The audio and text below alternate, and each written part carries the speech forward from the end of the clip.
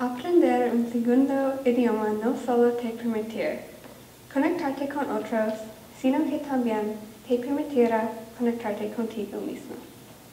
Learning a second language will not only allow you to connect with others, it will allow you to connect with yourself.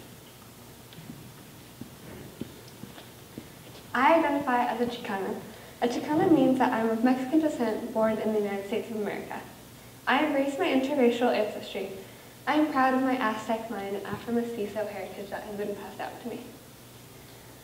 The word Chicana is not only a social, political, or symbolic or cultural symbolic badge of pride or ideology. It means I've made a promise to help those treated as second-class citizens in America. In these pictures are my mother and my grandmother. These women have inspired and encouraged me throughout my entire life. My grandmother, like many other people in America, English is her second language, and she is not alone. Over 20% of all Americans are fluent in a language besides English. On a more local scale, in the Boston area alone, over 140 different languages are spoken. You may have taken a second language in middle school or high school, but have you ever realized the great impact learning a second language could have on your life? That's what I've been doing for the past 5 months. I have devoted myself to learning the Spanish language. This has been a goal of mine ever since I was a little girl. I grew up in a household where Spanish was spoken very often, but unfortunately at a young age I found it difficult to pick up the language. Over the semester, I researched techniques and benefits of learning a second language. On top of that, I also researched the realities of Mexican immigration to America. Both of these topics meant a lot to me because of my grandparents. Once I found my inspiration for my project, I began noticing a lot of benefits that I was gaining from learning a second language. The most important benefit to me was the connection I began to feel. Not only did I feel more of a connection to people who spoke the language, whether it be members of my community or members of my own family, I also began to feel more of a connection to my cultural background. I grew up in the town of Simi Valley, California. I was constantly surrounded by Latinos and people of all different types of cultures. Because of my environment, I heard all sorts of languages, mostly Spanish because of my family.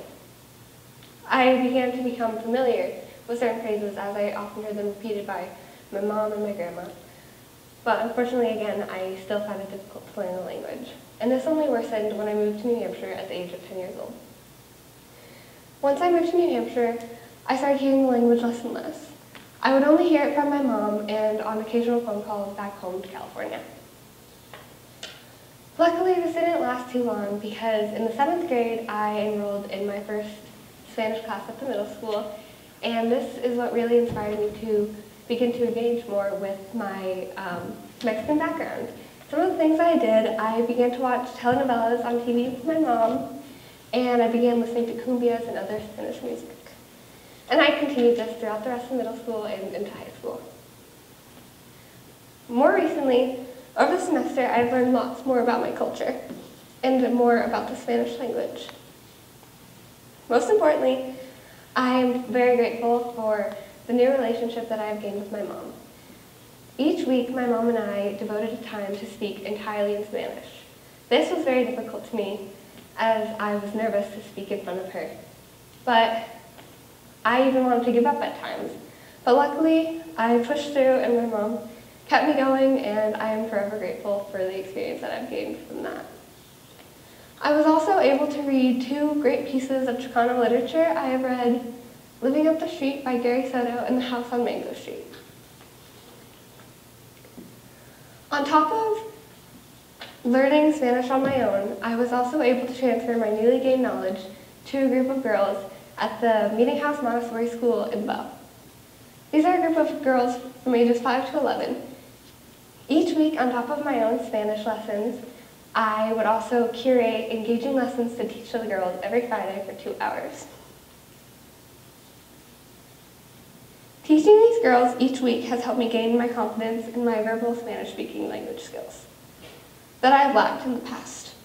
This experience has also helped me realize that learning Spanish is going to be a lifetime process, and to just trust the journey that comes along with it.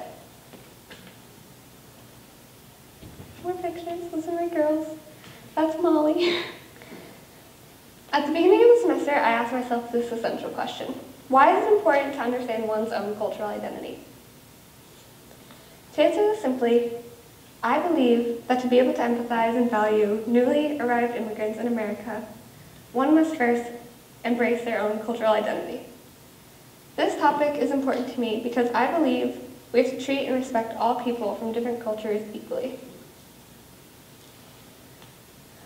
My willingness to share my own culture and dedication to becoming fluent in the Spanish language will help fuel my energy and willingness to become an advocate for immigration rights everywhere. I believe this issue is especially pertinent today in light of the current environment of America and the anti-immigrant sentiment of the executive branch of the federal government.